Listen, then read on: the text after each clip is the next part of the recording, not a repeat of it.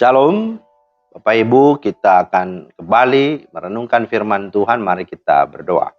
Terima kasih Tuhan atas hari yang Engkau rahmati. Kami akan kembali untuk merenungkan firman-Mu di hari ini. Mohon hikmat dan pengertian dari Roh Kudus dalam nama Tuhan Yesus. Amin. Bapak Ibu, firman Tuhan kita terambil di dalam Yeremia 18, 4-6. Apabila bejana yang sedang dibuatnya dari tanah liat di tangannya itu rusak, maka tukang periuk itu mengerjakannya kembali menjadi bejana lain menurut apa yang baik pada pemandangannya. Kemudian datanglah firman Tuhan kepadaku, bunyinya, masakan aku tidak dapat bertindak kepada kamu seperti tukang periuk ini? Hai kaum Israel, demikianlah firman Tuhan. Sungguh seperti tanah liat di tangan tukang periuk, demikianlah kamu di tanganku, hai kaum Israel. Itulah firman Tuhan yang menjadi dasar renungan kita pada hari ini. Tema kita adalah pelajaran dari tukang periuk. Nah saudara, dalam kitab Yeremia pasal 18 ini, Yeremia diminta Tuhan untuk pergi ke tukang periuk. Karena Tuhan ingin memperdengarkan suaranya di sana. Yeremia kemudian datang tepat ketika tukang periuk sedang bekerja membuat sebuah bejana.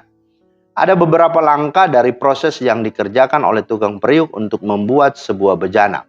Mulai dari persiapan tanah liat yang akan digunakan, kemudian menempatkan tanah liat pada meja kerja yang dapat berputar sehingga tanah liat mudah dibentuk, kemudian membentuk tanah liat itu menjadi benda yang mempunyai kegunaan, pembakaran bejana yang sudah dibentuk agar menjadi kuat, proses pendinginan agar hasilnya lebih sempurna, hingga proses penyempurnaan tampilan lukisan bejana agar menjadi jauh lebih indah dan estetika. Berdasarkan kebenaran ini, maka ada dua hal yang kita dapat petik, timba, dan pelajari dari tukang periuk ini. Yang pertama, bahwa hidup kita ini harus diproses dan disiplin. Yeremia 18 ayat 4 berkata, apabila bejana yang sedang dibuatnya dari tanah liat di tangannya itu rusak, maka tukang periuk itu mengerjakannya kembali menjadi bejana lain, menurut apa yang baik pada pemandangannya. Nah saudara, Tuhan membawa Yeremia untuk belajar dari tukang periuk karena Tuhan ingin memberitahukan bahwa manusia memiliki proses kehidupan yang mirip dengan bejana atau periuk yang sedang dibentuk. Tanah liat tidak secara otomatis berubah menjadi bejana atau periuk yang indah, tetapi dia harus melalui beberapa proses sehingga dapat menjadi sebuah bejana yang berkualitas. Jika satu langkah saja dilewatkan, maka tukang periuk tidak akan memperoleh sebuah bejana atau sebuah hasil dari periuk yang baik.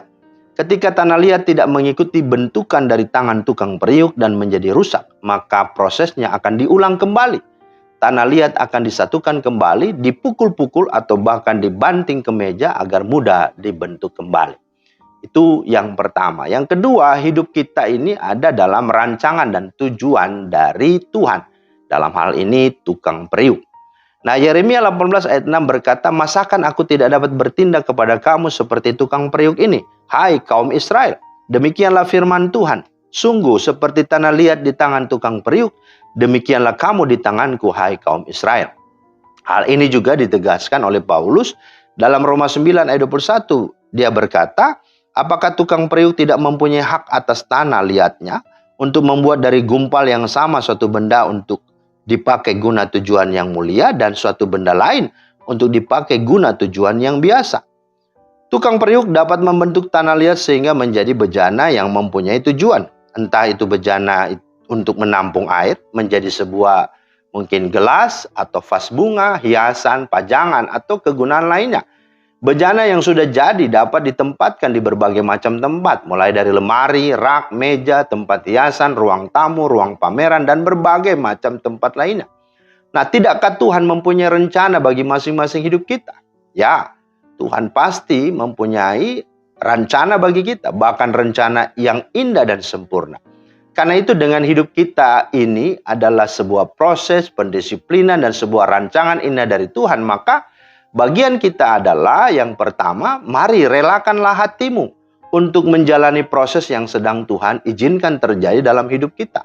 Yang kedua, mari bersyukurlah atas proses pembentukan yang sedang Tuhan kerjakan melalui berbagai macam perkara yang terjadi dalam hidupmu. Dan yang ketiga, mari taatilah dan tunduklah pada pimpinannya dan pada firman-Nya.